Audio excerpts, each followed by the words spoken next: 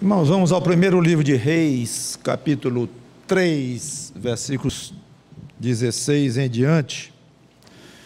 Uma passagem clássica sobre a sabedoria do rei Salomão, o homem mais sábio que já passou nesta terra à parte do Senhor Jesus Cristo, pelo menos dotado de uma grande sabedoria das coisas desta vida aqui. Não diria sabedoria espiritual, não. Seja como for, sabedoria prática, com certeza. 1 Reis, capítulo 3, versículos 16 a 28, uma história interessante, que acho que até as crianças conhecem, não sei, é um pouco chocante, mas com muitas lições. Então vieram duas prostitutas ao rei e se puseram perante ele. Disse-lhe uma das mulheres: Ah, senhor meu, eu e esta mulher moramos na mesma casa onde dei à luz um filho. No terceiro dia depois do meu parto, também esta mulher teve um filho. Estávamos juntas, nenhuma outra pessoa se achava conosco na casa, somente nós ambas estávamos ali. De noite morreu o filho desta mulher, porque se deitara sobre ele. Levantou-se à meia-noite, e enquanto dormia a tua serva, tirou-me a meu filho do meu lado e o deixou nos seus braços. E a seu filho morto deitou nos meus. Levantando-me de madrugada para dar de mamar a meu filho, eis que estava morto. Mas reparando nele pela manhã, eis que não era o filho que eu dera à luz.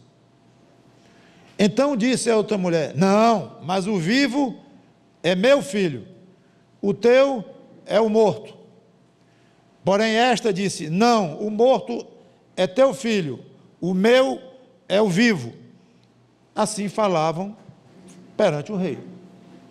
Então disse o rei: Esta diz: Este que vive é meu filho, e teu filho é o morto. E esta outra diz: Não, o morto é teu filho, o meu filho é o vivo. Aí entra a sabedoria de Salomão. Disse o rei: Trazei-me uma espada. Trouxeram uma espada diante do rei. Disse o rei: Dividi em duas partes o menino vivo, e dai metade a uma e metade a outra. Então a mulher, cujo filho era o vivo, falou ao rei, porque o amor materno se aguçou por seu filho, e disse: Ah, senhor meu, dai-lhe o menino vivo, e por modo nenhum o mateis. Porém a outra dizia: Nem meu, nem teu, seja dividido. Então respondeu o rei: Dai à primeira o menino vivo, não o mateis, porque esta é sua mãe. Todo Israel ouviu a sentença que o rei havia proferido, e todos tiveram profundo respeito ao rei, porque viram que havia dele a sabedoria de Deus para fazer justiça. Vamos orar. Santo Deus, nosso bom Pai, nos ajuda na mensagem que temos a transmitir. Espero poder dizer da tua parte, e no sentido também espero de poder dizer que teu Espírito estará operando nos corações e que esta pregação alcance os seus objetivos. Em nome do Senhor Jesus Cristo, te pedimos e agradecemos. Amém. Eu quero lançar luz aqui não sobre a sabedoria de Salomão, que é a passagem clássica sobre isto, mas eu quero lançar sobre outro ponto, tanto quanto óbvio, especialmente por causa do dia que nós comemoramos hoje, que é o amor materno. A tendência é examinar o caráter das duas mulheres, como é que uma procedeu desse jeito, a outra de outro jeito, que mulher malvada, que mandou o filho ser dividido mesmo ao meio, a outra e tal, mas eu não vou entrar nisto. Eu quero focalizar no versículo 26, que é a frase que explica porque que uma delas disse, não, para, seu rei, não faça isso não, pode dar para outra o filho. Explica e diz, no 26, porque o amor materno se aguçou por seu filho. Fui lá no hebraico ver essa palavra aguçar, o que significa mesmo? Ficar quente.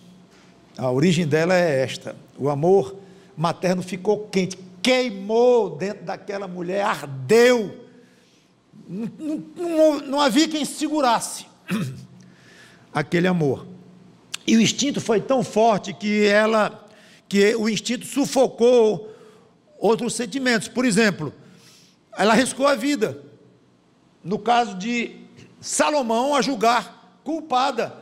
Então posso dar o filho para outra? Então foi só apertar um pouco, você desistiu, então a filha é da outra mesmo? Agora eu vou lhe executar.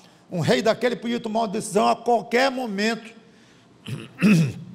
e morte para ele era, para os reis daquela época, era algo muito próximo, a qualquer momento acontecer, bastava ter raiva, a língua, e manda matar a família toda e coisas assim. Mas o medo dela foi pequeno de enfrentar uma provável ira do rei, porque ela preferiu arriscar. Arriscou perder o filho para sempre. Bastava Salomão dizer, então dê. Na hora que ela disse, não, dê o filho para outra. Pronto, está encerrada a sessão, eu tenho muito o que fazer, dê o filho para outra, essa aqui já concordou, vamos continuar aqui com minhas audiências. Acabou-se o filho dela. Nunca mais ela ia ver aquele filho por ordem do rei. Agora, fim, era o fim da última instância, quando chegava no rei.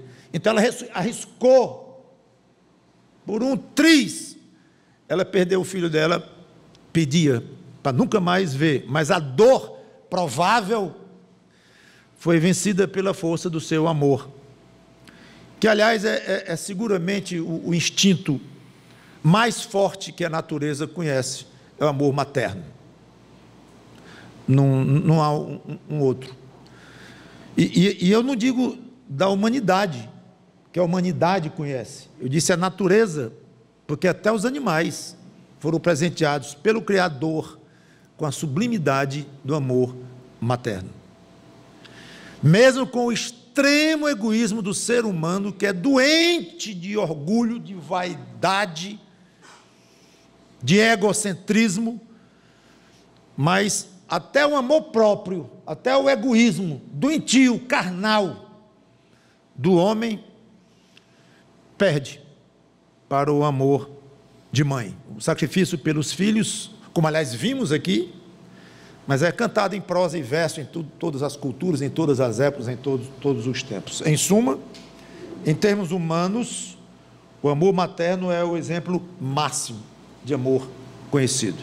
Não se tem outro. Deixe 1 Reis de lado e vamos a Isaías 49, 14 e 15.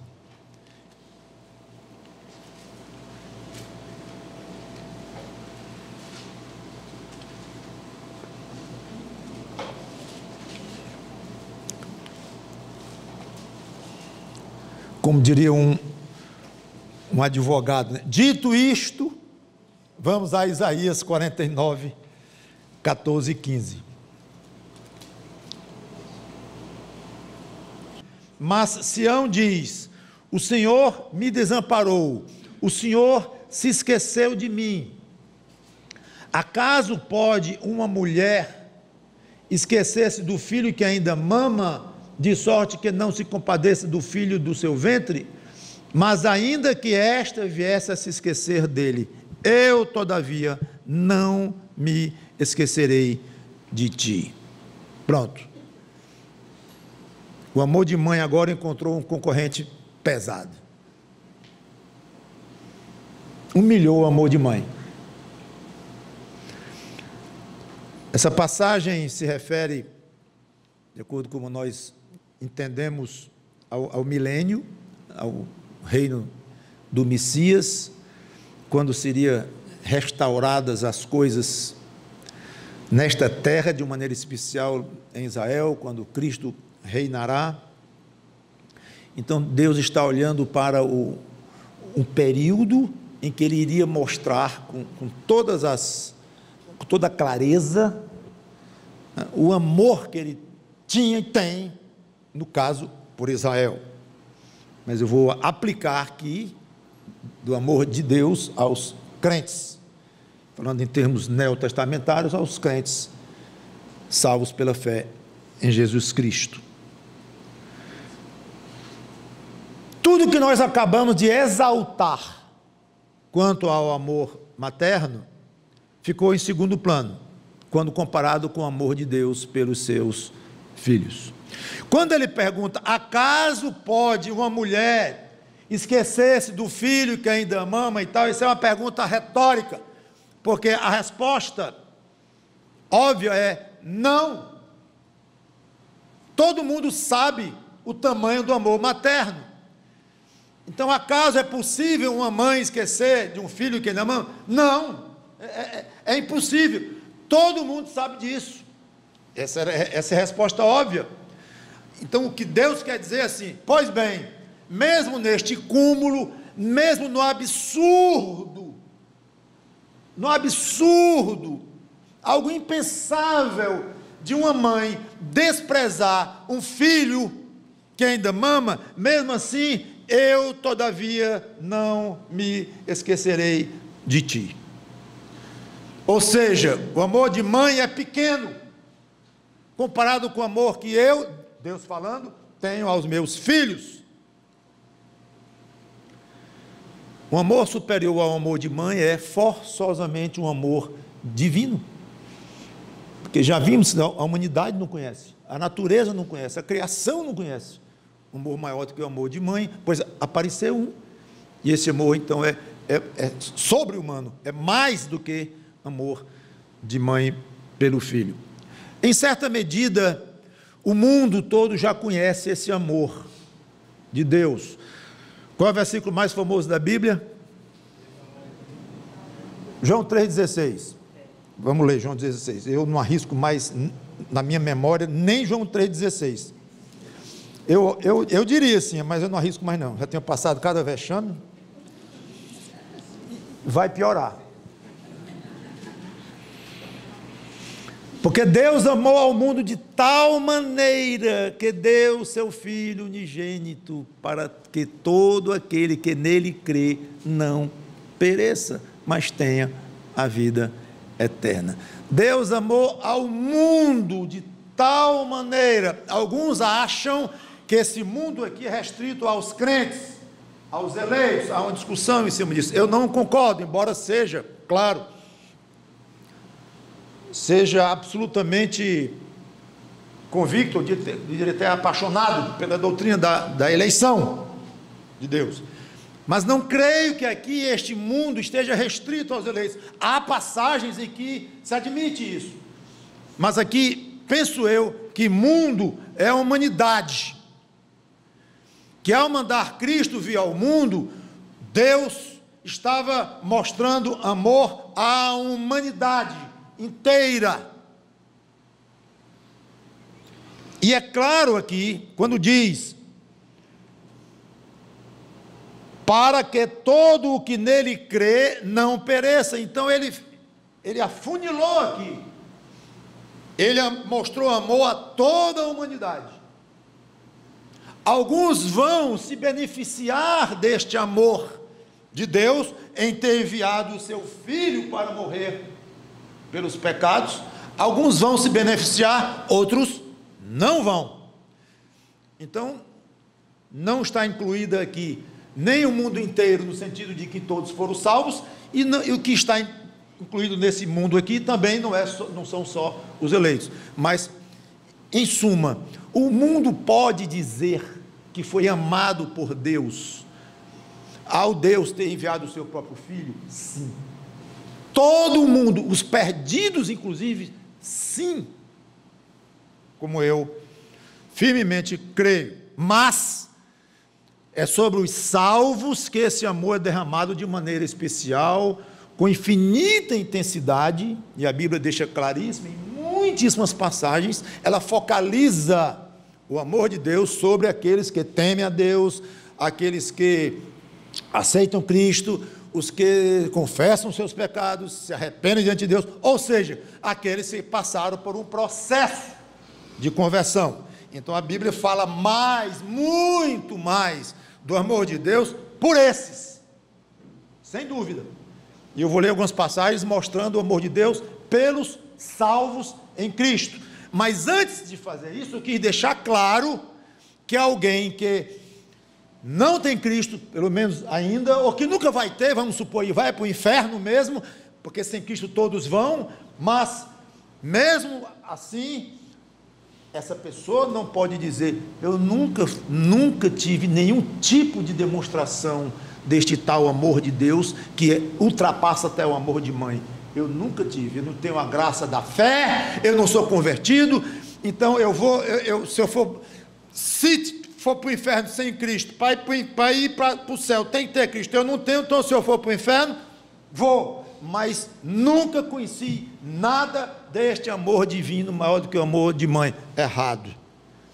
Ele pode não reconhecer, mas ele foi alvo, objetivo deste amor de Deus, porque Deus diz assim: está aqui o meu filho. O que ele precisava fazer para salvar as pessoas, ele fez. Você quer? Você quer? E deixa então com cada um a decisão.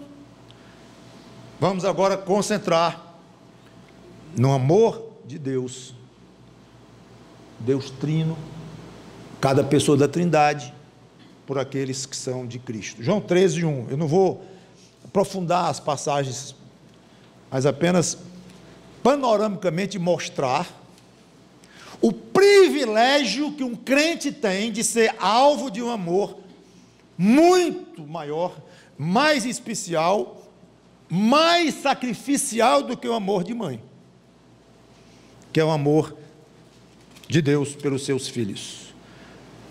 Ora, estou em João 13:1. Ora, antes da festa da Páscoa, sabendo Jesus que era chegada a sua hora de passar deste mundo para o Pai, tendo amado os seus que estavam no mundo, olha aí o contraste, os seus que estavam no mundo, amou-os até ao fim. Então, amou completamente, totalmente, plenamente, e não há régua, não há trena, não há teodolito eletrônico não que consiga medir o amor do Senhor Jesus Cristo por aqueles pelos quais ele morreu. Nós conhecemos esse amor, porque ele nos amou. 15:9, mesmo Evangelho João 15:9.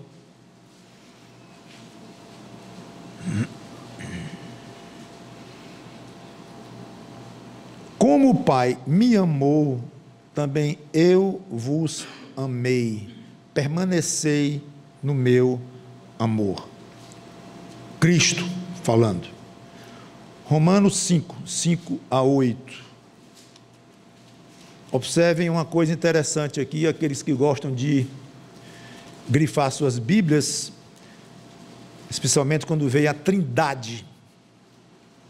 O nome Trindade não existe na Bíblia, nem no hebraico, nem no novo, nem no grego. Mas a Trindade está presente de uma maneira um pouco mais obscura no Velho Testamento, mas no Novo as pessoas da Trindade estão presentes de uma maneira muito clara, às vezes numa mesma passagem. Romanos 5:5-8. Ora, a esperança não confunde, porque o amor de Deus, o Pai, é derramado em nosso coração pelo Espírito Santo, que nos foi outorgado. Deus derramou o amor dele direto dentro do crente, através do Espírito Santo que Cristo disse que iria enviar para habitar no crente. Porque Cristo, terceira pessoa aqui, já falou do Pai, do Espírito Santo, agora do Filho. Porque Cristo, quando nós ainda éramos pecadores, morreu a seu tempo pelos ímpios. Dificilmente alguém morreria por um justo, pois poderá ser que pelo bom alguém se anime a morrer. Mas Deus prova o seu próprio amor para conosco pelo fato de ter Cristo morrido por nós, sendo nós ainda pecadores. 2 vezes referência ao Pai, 2 vezes referência a Cristo e 1 vez referência ao Espírito Santo.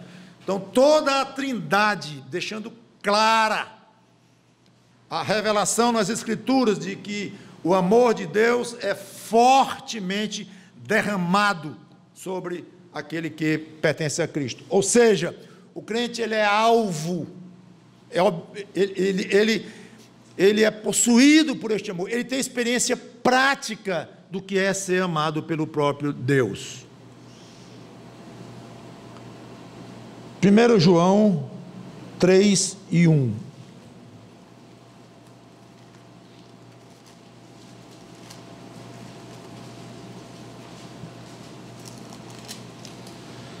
Vede que grande amor, 1 João 3:1, que grande amor nos tem concedido o Pai, a ponto de sermos chamados filhos de Deus. Só falta João dizer assim: vocês não entendem, vocês não imaginam o tamanho do amor que o Pai teve que nos amar, para nós podermos ter o altíssimo privilégio que seria, sem autorização de Deus, seria uma loucura, seria uma ousadia, seria um atrevimento, um ser humano pecador dizer: eu sou filho de Deus. Como? Filho? Então Deus é seu Pai? Você está ficando louco? O Deus santo, justo, reto, que habita num céu belíssimo, em que não há pecado algum, e você, todo enlameado com o pecado, você vem dizer que a sua casa, a casa do pai de alguém é a casa de alguém, o seu pai está no céu, então lá é a sua casa, o seu lugar natural é o céu, você ficou louco?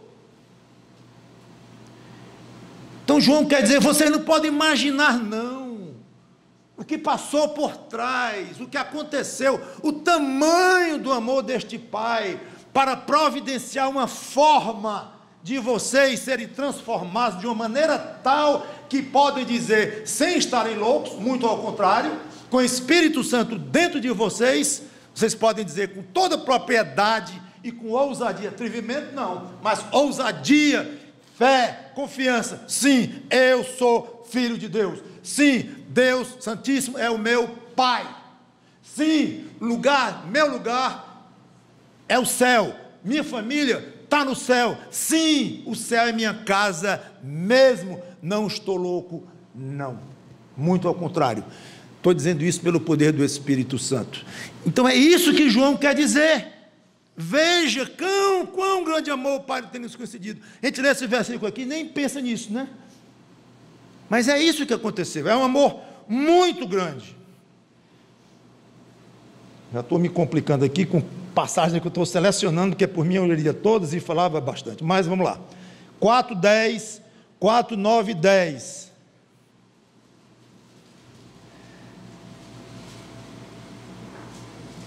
João 4, 9. Nisto se manifestou o amor de Deus em nós, em haver Deus enviado o seu Filho unigênito ao mundo, para vivermos por meio dele. Nisto consiste o amor, não é que nós tenhamos amado a Deus, mas em que Ele nos amou, e enviou o seu Filho como propiciação pelos nossos pecados. A passagem continua, não foi da nossa iniciativa amarmos a Deus, com os pecados que nós temos em nós, com a nossa mente, nunca, com o nosso egoísmo, nunca teríamos chegado a Deus, absolutamente, por nossa própria iniciativa. Não há quem busque o bem, não há nenhum sequer, diz o Velho Testamento e diz o Novo Testamento. Tudo bem, tem algumas passagens mais para falar do amor de Deus, mas não vou ler. Eu quero terminar com a seguinte pergunta: que benefícios o crente colhe já nesta vida por ser amado desse jeito? De uma maneira prática, Muito bem, pastor, até aqui eu tenho ouvido o que o senhor está dizendo aí, mostrando, provando que Deus nos amou, mandou o seu filho morrer por nós, amou o mundo inteiro, para aqueles que viessem a crer nele, não perecessem, tivessem a vida eterna, e o amor de Deus é derramado no nosso coração, pelo Espírito Santo, o Filho nos ama, o Espírito Santo nos ama, o Pai nos ama, ótimo, isso é maravilhoso, é mesmo. E aí, o que eu faço com isto no meu dia a dia? Que diferença há entre eu e o meu vizinho? Talvez o meu irmão de sangue, meu primo, meu pai, minha mãe, alguém. Qual é a diferença entre eu, que sou amado por um amor deste tamanho, muito acima do que eu posso conceber? Eu digo que sou amado por este amor, eu me identifico como crente há 1 ano, há 10, há 20, há 30 anos, sou crente, eu tenho absoluta certeza que eu sou o filho de Deus. Se fosse o caso de Deus me dando coragem, eu iria para uma fogueira, dizendo que sou um filho de Deus, sim. E qual a diferença no dia a dia entre você e o vizinho, que não conhece esse amor derramado no seu coração? Conhece o amor de que Deus amou o mundo, e Cristo está aí disponível, no sentido de dizer, Ele está oferecendo a salvação dele, mas ele não quer, a pessoa não quer, então não conhece esse amor derramado no coração pelo Espírito Santo, a pessoa não conhece. Mas você conhece, conheço, o outro não conhece, não. Qual é a diferença? Na vida, no dia a dia, porque teologicamente todo mundo sabe disso, acho que vocês são bem instruídos e tal, todo mundo sabe que o amor de Deus é muito grande e tal, mas as pessoas notam no seu dia a dia, as pessoas que tratam com você notam que você de fato indica que é extremamente amado. Só 4 benefícios rapidamente. Primeiro, que deve trazer isso a nós: segurança na nossa vida. Mateus 6:30. Mateus 6:30, passagem clássica de Jesus sobre a necessidade de nós não ficarmos ansiosos. Mateus 6:30. Ora, se Deus veste assim a erva do campo, que hoje existe e amanhã é lançada no forno, quanto mais a vós outros, homens de pequena fé. Portanto, não vos inquieteis, dizendo que comeremos, que beberemos, ou com que nos vestiremos. Porque os gentios aqui é praticamente sinônimo de aquele que não tem Deus, não tem Cristo. Os gentios é que procuram todas estas coisas, pois vosso Pai Celeste sabe que necessitar de todas elas. Buscai, pois, em primeiro lugar o seu reino e a sua justiça, e todas estas coisas vos serão acrescentadas. Segurança. O crente deve sentir segurança com as coisas desta vida. Não estou nem falando em segurança eterna, não. Claro, deve ter também, mas não é o que eu estou apontando aqui. É segurança no dia a dia, no saláriozinho, sabe aquele salário que dificilmente chega no fim do mês? Pois é, você fica contando os dias por contra-cheque cair lá no banco. Estou falando disto, é do dia a dia, é da despesa do hospital, que não estava no programa, é da batida do carro, que você foi o culpado, que você bateu atrás, não estava no programa, estava tudo já duramente programado, cada real. Aí vem uma despesa enorme que você não contava. Isso mexe, lhe abala. Não é para abalar, porque você é amado por um amor que você não pode nem imaginar o tamanho. É o que Cristo diz: não se preocupe não, eu sei que tem problema. Ele disse lá no fim: basta a cada dia o seu próprio bem. Não foi? Foi não? O que é que ele disse? Basta a cada dia o seu próprio mal. Jesus, como sempre, honesto, claro, transparente. Eu sei que os dias são ruins, muitos deles, e que é difícil a vida aqui. Quem quiser vir após mim, a si mesmo se negue, tome a sua cruz. Eu sei que é difícil, mas não significa que vocês estão abandonados, e não significa que vocês devem se sentir angustiados. Se sintam seguros. ousadia no serviço, na vida cristã, na vida. 8:31, Romanos 8:31, passagem belíssima. Diz assim, Romanos 8:31, vou ler até o 35. Que diremos, pois, à vista destas coisas? Se Deus é por nós, quem será contra nós?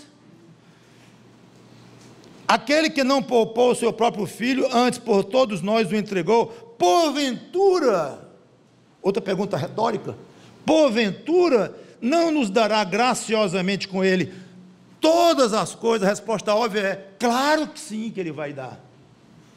Quem tentará acusação contra os eleitos de Deus? É Deus quem os justifica. Alguém quer desjustificar? Quem os condenará? É Cristo Jesus que morreu ou antes, que ressuscitou, o qual está à direita de Deus e também intercede por nós. Alguém quer condenar? Uma pessoa que o próprio Jesus Cristo, porque ele morreu e ressuscitou, está ali ao lado, defendendo diante de Deus? Não tem sentido. Quem nos separará do amor de Cristo, que é o nosso assunto? Será tribulação, angústia, perseguição, ou fome, ou morte, ou perigo, ou espada? Pergunta retórica, nada disto. Como está escrito, por amor de ti, somos entregues à morte o dia todo, fomos considerados como ovelhas para o matadouro.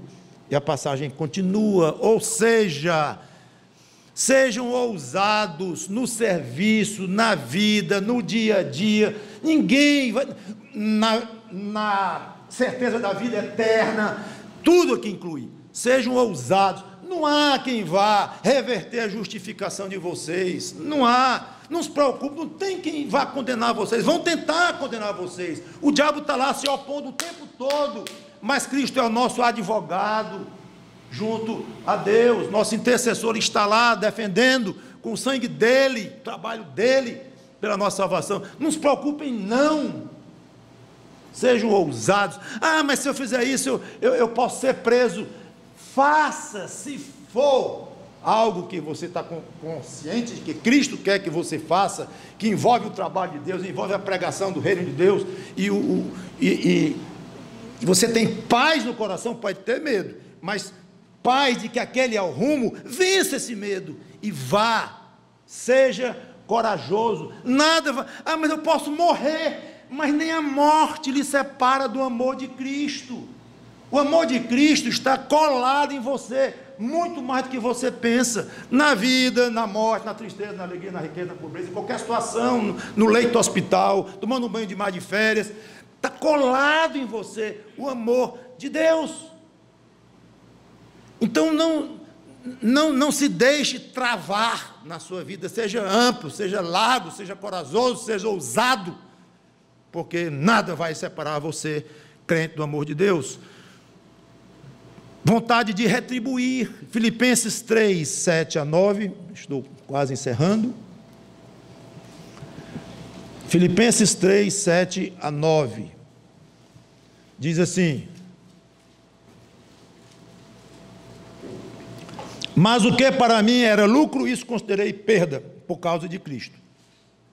Sim, deveras considero tudo como perda, por causa da sublimidade do conhecimento de Cristo Jesus, meu Senhor, por amor do qual perdi todas as coisas e as considero como refúgio para ganhar a Cristo, e ser achado nele, não tendo justiça própria que procede da lei, senão a que é mediante a fé em Cristo, a justiça que procede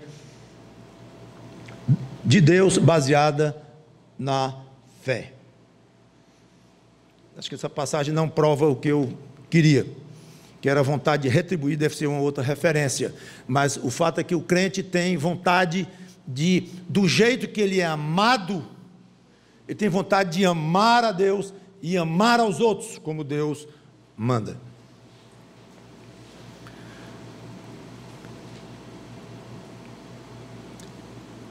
Por que o crente fala tanto de Jesus Cristo? Da sua conversão, pelo menos devia falar, e diz que mudou a sua vida, e diz que ora pelos seus queridos, seus amados. Por quê? Às vezes até insiste um pouco. Eu às vezes digo para uma senhora casada com um marido que não é crente, ou que tem em casa um filho já adolescente, ou já adulto mesmo, uma filha, e digo, cuidado, não exagere. Mas pastor, tem que ouvir de Cristo. Calma, você já pregou muito, relaxa um pouco, a esposa tem que ganhar o marido pela atitude, pelo comportamento e tal. Mas o crente entende este calor, igual aquele calor da mãe que pegou fogo nela pelo filho. O crente tem um calor aqui dentro para falar de Cristo e pregar o evangelho. Por quê? Porque ele sabe o que é ser alvo deste amor e quer ver os seus queridos usufruindo deste amor.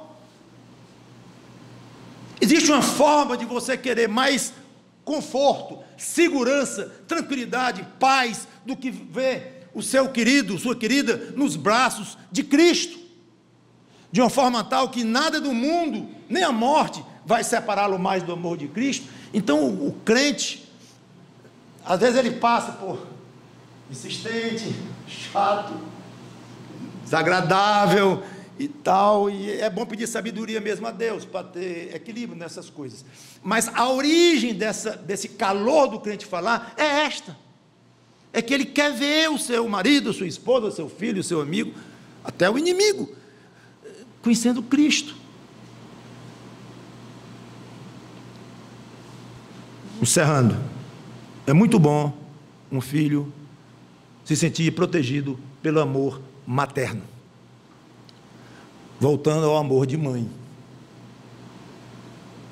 Criança de 1 ano não vai saber expressar a sua tranquilidade, a sua segurança, por estar sendo cuidado pela sua mãe. Uma criança de 4 anos já vai expressar. 5 anos, aí já vimos aqui as criancinhas de 4 anos, 5 anos, até 10 anos, já conscientes, mesmo na sua infância ainda, mas já bem conscientes da mamãezinha querida, que toma conta de mim. Então já estão exaltando, bem novinhos ainda, o amor de mãe e mostrando o quão agradável é para elas ser alvo do amor da sua mãe, e elas se sentem protegidas. Acho que o primeiro nome que vem quando a criança acorda de noite com medo de alguma coisa é mamãe, ou talvez papai, mas provavelmente mamãe mesmo. A intimidade muitas vezes, geralmente é maior com a mãe. Então é bom um filho se sentir protegido pelo amor de sua mãe. É infinitamente melhor um crente no Senhor Jesus Cristo se sentir protegido pelo amor do Deus triuno. Muitíssimo maior. Afinal, a mãe de cada um dessas crianças que aqui estiveram, elas são falhas, não precisa nem citar o nome das crianças, porque eu sei que são, a Bíblia diz, mesmo crentes, são falhas, infelizmente ainda pecam, mesmo sendo salvas em Jesus Cristo, são limitadas, e são mortais, e podem desaparecer, podem separar do pai, e pouco ver os filhos depois. Muita desgraça pode acontecer, mesmo debaixo do amor de uma mãe materna. Não creio que aquele amor de mãe vai se acabar, mas a própria dificuldade de exercitar aquele amor, muitas vezes, não vai permitir. Então, é muito agradável para uma criança ser amada pela sua mãe, mas é um limite não muito largo. Mas ser amado por Deus, só o crente pode dizer.